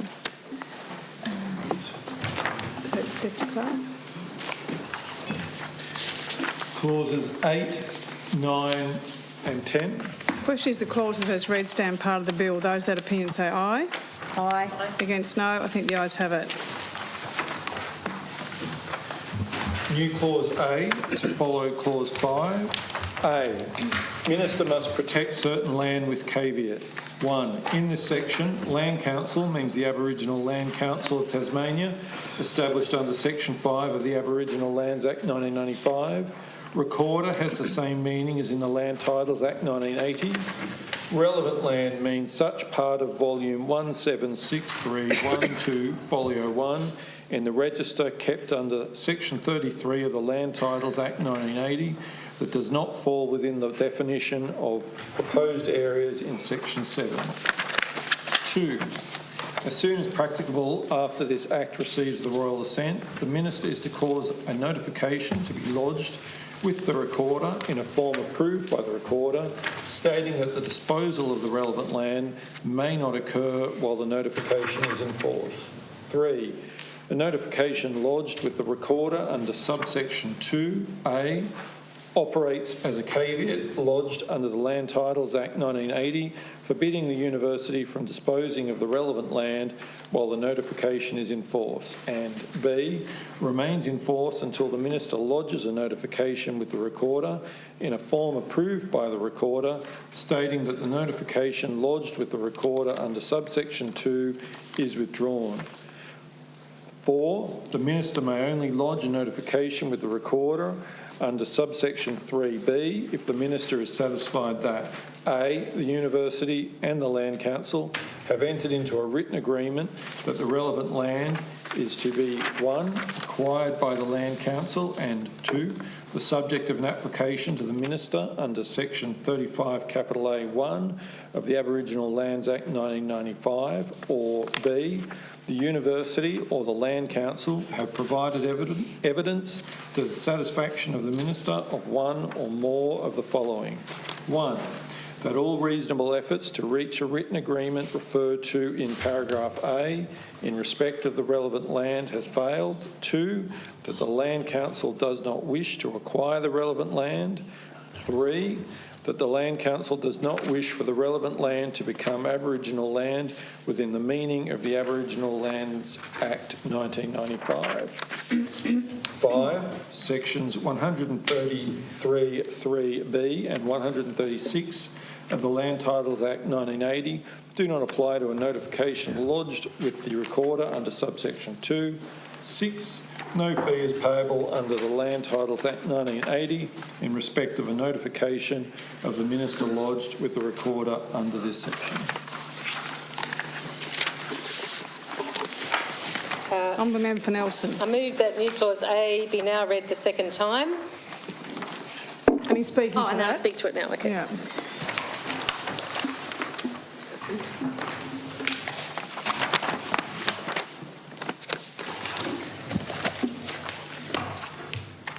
So, members, I know this looks like a long and confusing thing. And it's really sprung up because of what has been put to us about the unprotected land that this bill leaves above Churchill Avenue, the 56 or so hectares that aren't being rezoned and aren't being made vested land and are being left there. And the rationale for that's been put to us in this place today, which is interesting because it certainly wasn't put in the second reading speech, was it? But now we've heard it. So let me just go through this carefully for members and we'll see where we get. So the intent of this amendment is to codify the justifications and promises we've heard made since the weekend in the media by UTAS and more recently by the Minister today for the creation of the third category of land created by this bill. That is the non-vested and non-rezoned land between Churchill Avenue and Alinda Grove. This leaving out of 56 hectares from the vested land category is now apparently to, according to the Minister's statement in this place earlier today, to ensure that Parliament does not, and I quote, stand in the way of ongoing land return discussions with the Aboriginal community, end of quote. And facilitating the return of this land to the Aboriginal Land Council of Tasmania, should the Aboriginal Land Council of Tasmania be happy for that to happen, would be a fantastic outcome. Let me just put that on the record right now. I'm well and truly in favour of that outcome. However, the claims about that here need to be questioned because there are at least two potential hurdles to achieving that, I think, very desirable outcome of land return.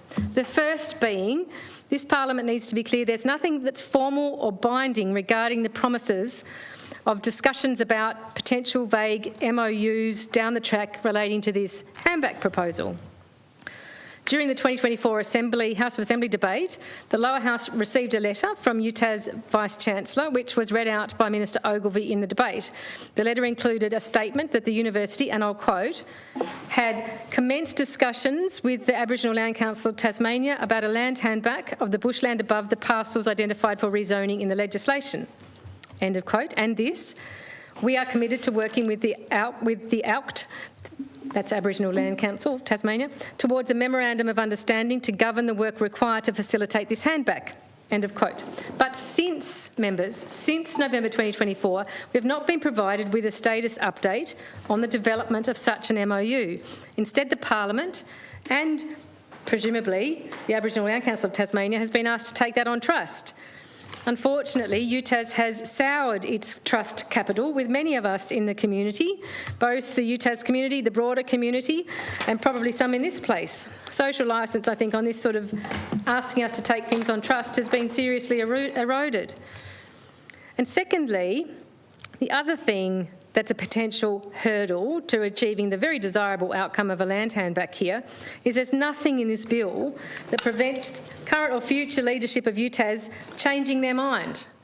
Instead of seeking to rezone, seeking to rezone these 56 hectares of non-vested land or parts of it via current local government and planning processes available to them. There's nothing to say they can't change their mind and do that.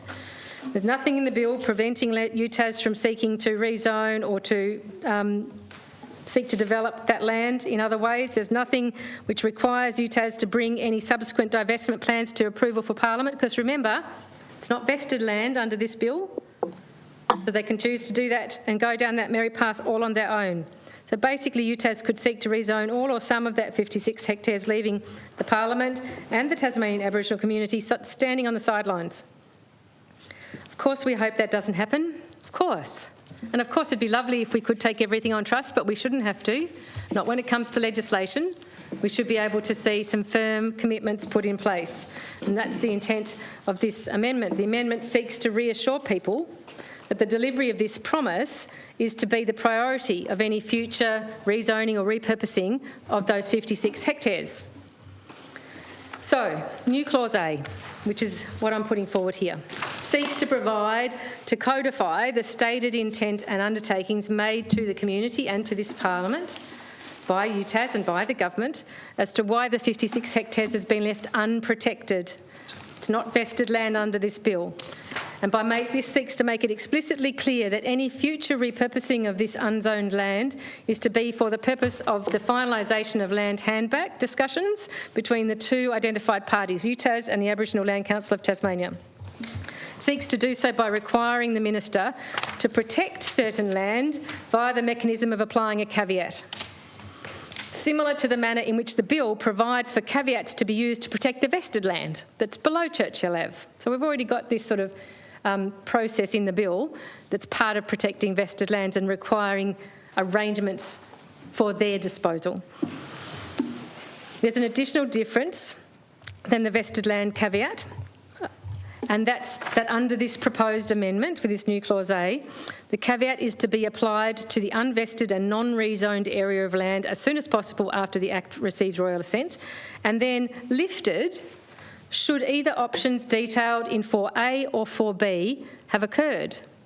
So this amendment does not try to force UTAS and ALCT to come to an agreement or to try to impose a time frame by which any MOU has to be finalised. It doesn't do that. It's not prescriptive in that way. In fact, it provides confidence to the Aboriginal Land Council of Tasmania that they have this priority window in light of the fact that there should be nothing preventing UTAS from seeking rezoning under other current options. There's nothing to protect them going off and doing that. Should it eventuate that an agreement cannot be struck between these two identified parties, UTAS and ALCT, or a formal land handback agreement does not come to fruition, but for only some of this area of land, the caveat can be lifted, leaving the land available for UTAS to pursue other options should it wish to. So this is actually, it's not irreversible, it's not prescribing timeframes or demanding that the particular outcome occurs. What it's doing is saying, we've heard the rationale for why we're leaving this land unprotected, and that's to do with land handback. That's the only rationale we've been given. So this requires the Minister to put a caveat on that land so that that process can play out and we can arrive at an MOU about land handback and that process can be completed and then the caveat can be lifted and the university proceeds with that. So just in summary, The Minister has said the government does not want Parliament to get in the way of land handbacks. This amendment is consistent with that stated intent. In fact, it helps prioritise that intent over other potential purposes that may spring up. There should be no reason why the government cannot support this amendment, nor is there any reason why UTAS would object to it if the stated intent is true. It is also consistent with the reference 2.5 Aboriginal reconciliation, that's the heading on page 13 of the Deloitte STEM business case. And for members' reference, I've got that here in front of me. The STEM precinct detailed business case from the university has a whole section, 2.5 Aboriginal reconciliation on page 13, which outlines this process or the intent around handbacks. This new Clause A merely seeks to codify and be transparent and accountable to the Tasmanian people and to this Parliament what the priority intent is for the future of this particular area of the current Sandy Bay campus.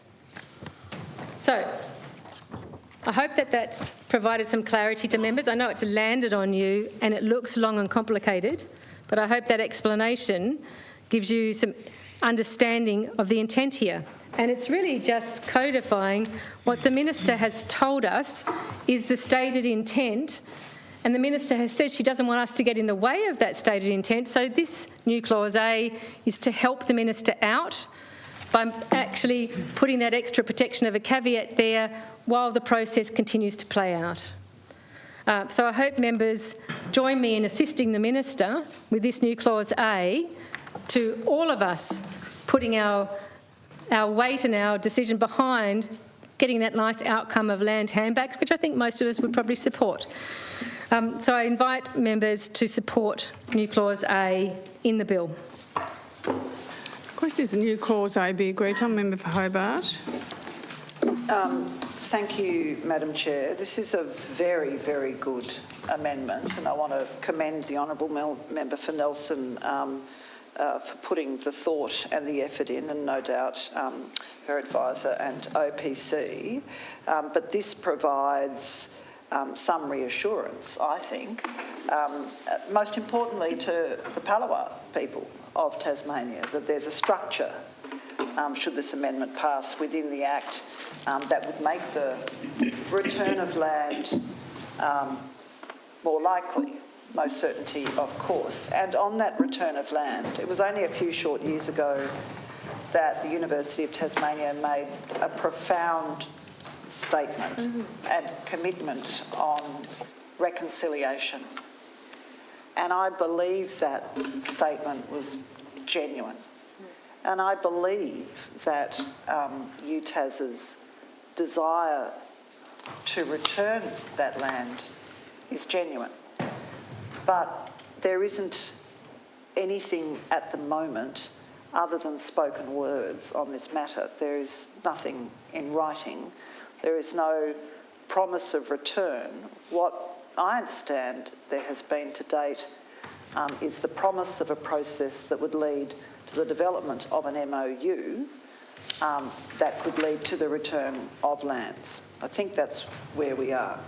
Of course, this land should be returned to the Aboriginal Land Council of Tasmania, and this is the mechanism, Madam President. And my question for the mover of this amendment, if it could be just made really clear, should this amendment pass? I hope it does. What happens to the land then if there isn't an agreement with the Land Council for returns? What's the status of that land in terms of its status? You're asking me or the government question to answer. Stays as it is. Stays exactly as it is in the bill. Unprotected, really, other than by Commonwealth law, to the extent that Commonwealth law protects anything these days.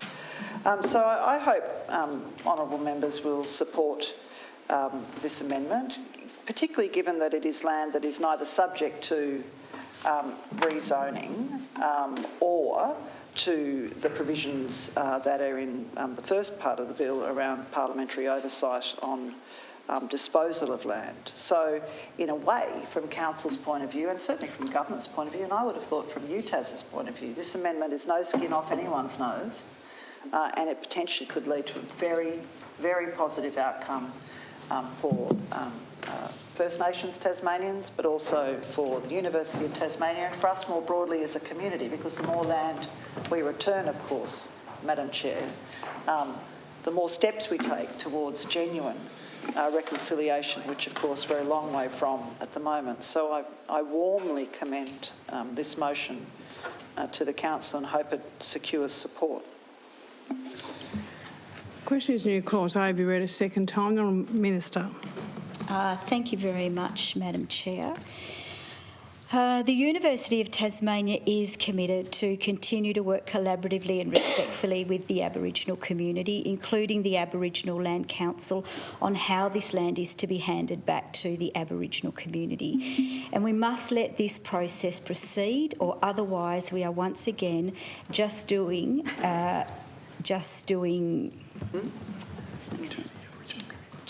to the Aboriginal community, not doing with the Aboriginal community. So a key principle of handback is that it does not come with any conditions and that it is led by the Land Council and Aboriginal people. The land is complicated and there is work to do, and this includes, for example, ongoing commitments to maintain the community's sporting ovals. This bill does not change the current status of the land above Churchill Avenue, other than 2 parcels of land to be rezoned inner residential.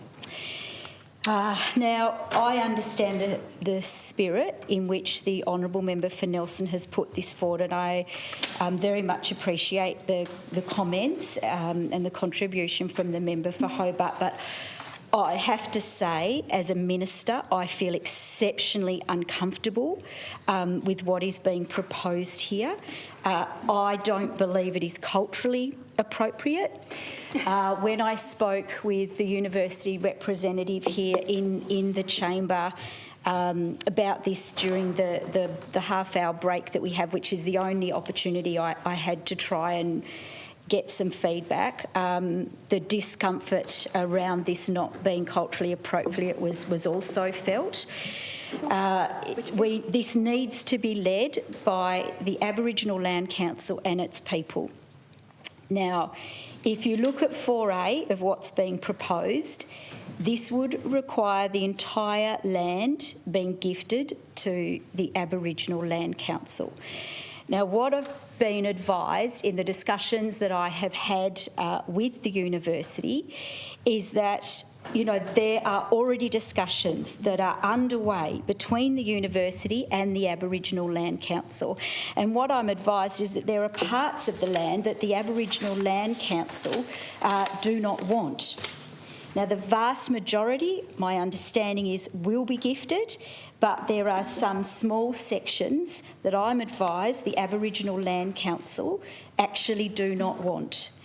So the issue that we have is that it is possible, and it is in fact likely, that the Land Council will want handover over most, but not all of the land, and this process must be led by Aboriginal people. So I, as a minister, feel exceptionally uncomfortable with this, and in the small amount of time I had to discuss this with the university, there was also quite a level of discomfort with this. I feel that there has been, something put in writing with regard to the correspondence that was sent to the Minister, Minister Ogilvie, from Vice-Chancellor Professor Rufus Black, that clearly stated the university's intent, and the Honourable Member for Nelson did read that in, so I won't read that in again. But I think that, you know, we need to be very careful in this space, and I'm feeling very uncomfortable with it. We accept that the intent is there, and it is our expectation that discussions will continue in line with the assurances made by the university to the government and the Aboriginal Land Council Tasmania.